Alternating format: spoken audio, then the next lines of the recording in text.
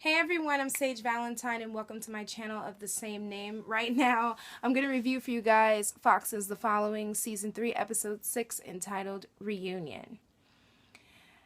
Now, Joe Carroll warned Ryan Hardy this episode. He basically told him, listen, when I'm executed, you're going to die. And if Strauss is going to meet up with someone, this is someone that he can truly trust, which means this is going to be somebody just as crazy, if not crazier, than Daisy and Kyle. But Ryan Hardy did not heed that warning, which is why he is at this moment, or basically during this episode, caught off guard by what he finds in the end of the episode. Gwen is still being nosy and she pushes Ryan to, put her in the loop as to what he is doing in the FBI and with this case with Strauss, which is suspect. But Ryan's not seeing this. He's thinking with his heart, which unfortunately always ends up messing him up in some way, which is why I believe that this Gwen woman is a follower or a student of Strauss or a confidant or friend of Mr. Theo, the new killer, who also has a reunion of sorts with Dr. Strauss, but I'm getting ahead of myself. So, what else happens? Okay, Theo's entrance is a very, very...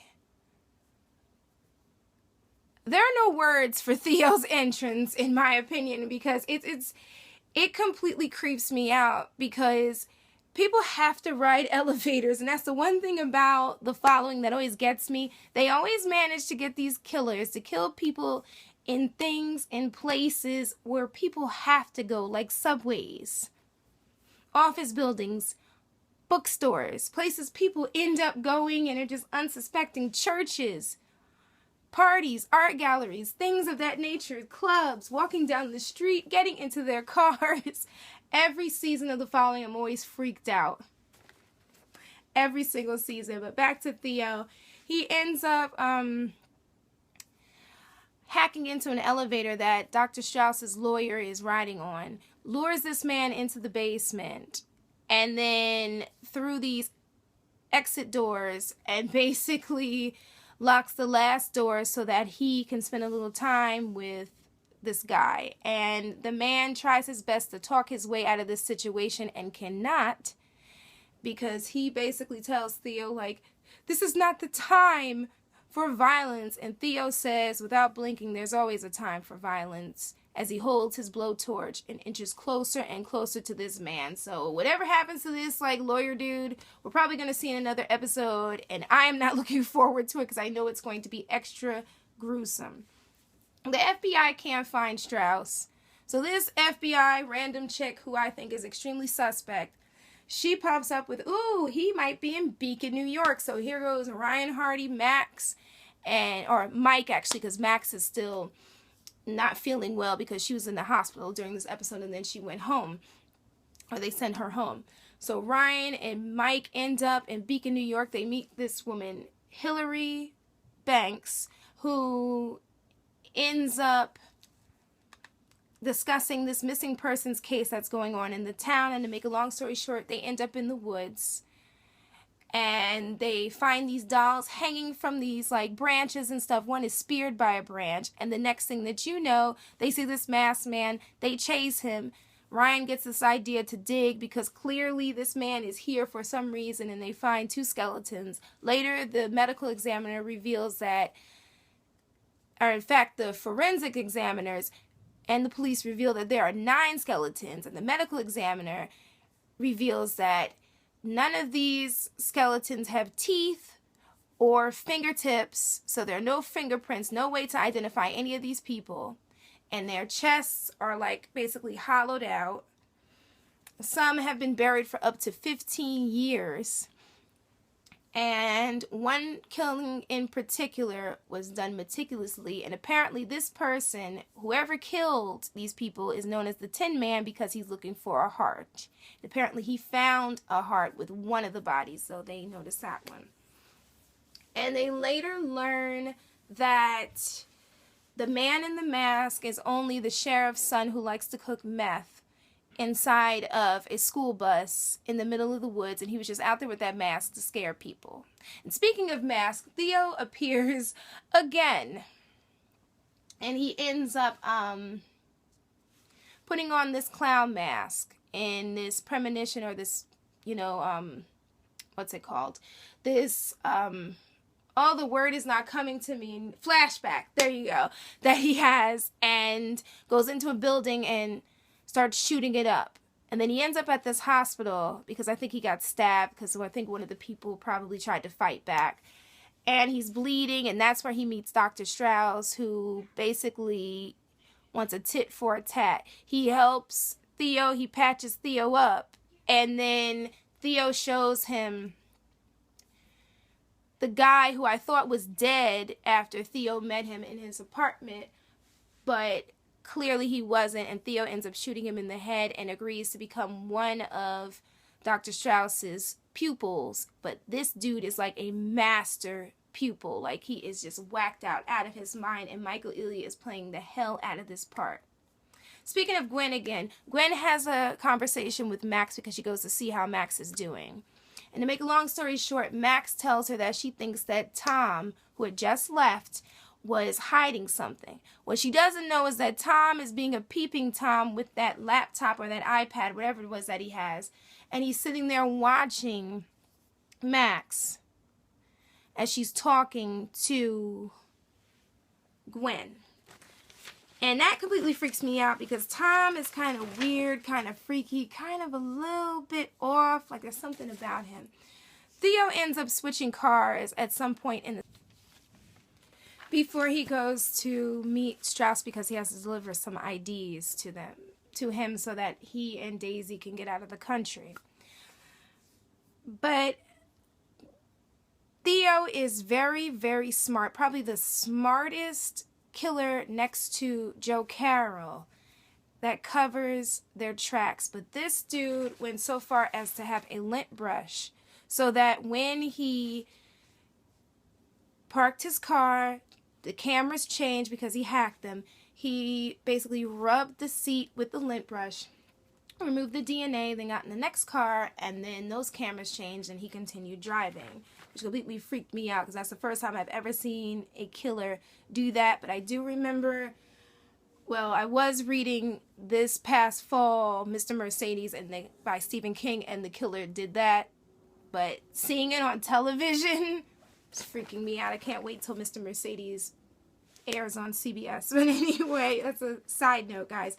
But anyway, we see Strauss finally, and Strauss is having dinner with Daisy and this third man who ends up being Hillary's uncle, who owns this diner, and he was like chatting up a little bit with Ryan Hardy. And to make a long story short, he warns Strauss, like, Ryan Hardy is here, so just watch your back. And he gives Strauss a little bit of money. And then Strauss tells him how he's waiting for those IDs that Theo is delivering, so he should be arriving soon. But for me, the craziest part of this episode had to be when, after it was revealed that Duncan, well, it was kind of sort of revealed that Duncan is like some weird cannibalistic killer, because we already know he's kind of the Tin Man. But he reveals this to Daisy, who is freaked out after all the killing that she did in the first couple episodes. She's freaked out by this guy.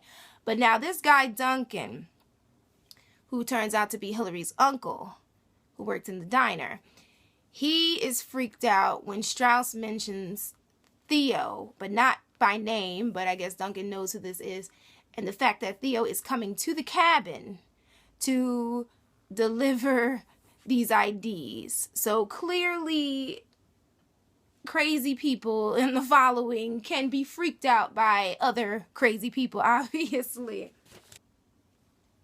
So Duncan hightails it out of there and ends up getting himself caught at the diner, because when Ryan Hardy approaches him, once Ryan puts two and two together, this dude grabs his niece Hillary, puts a knife to her throat, basically reveals that not only did he kill his wife, but he also killed Hillary's mother. So her mother is literally one of those 9 bodies, as well as her aunt-in-law.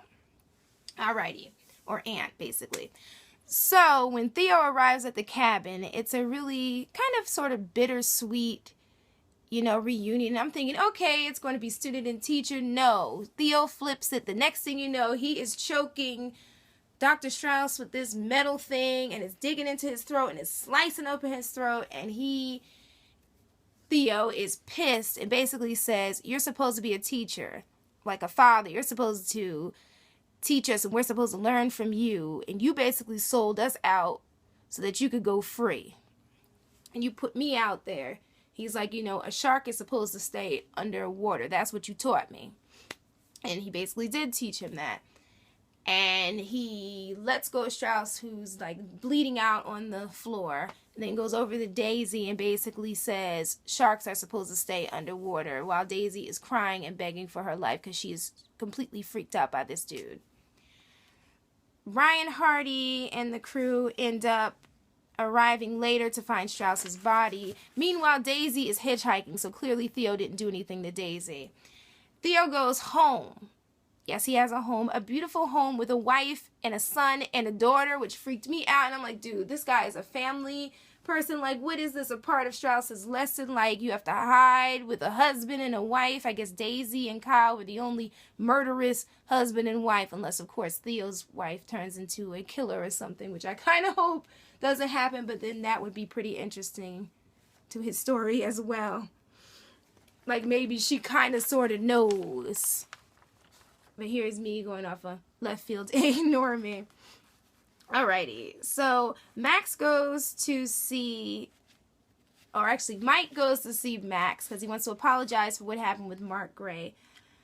Max is pissed off. She shuns him, makes him leave, but not before telling him that, or inadvertently revealing to Tom, who is watching, that she helped Mike cover up that execution. And in the end, Ryan Hardy ends up going back to Joe, asking him for this new killer's name. So this was a pretty awesome episode. I enjoyed it. I'm so sorry I didn't do this review earlier, but unfortunately my capture app was acting psychotic yesterday, so I was only able to get my Walking Dead review out today. But anyway, thank you guys so much for tuning in. Don't forget to rate this video. Leave your comments about this episode and what you think of Theo. What are you thinking about Joe and where's the storyline going? Don't forget to subscribe to my brand of crazy, as well as check me out on Twitter and Google+, Sage Valentine. I love you guys. I've got another video to redo for the Red Road. Bye, guys. Bye.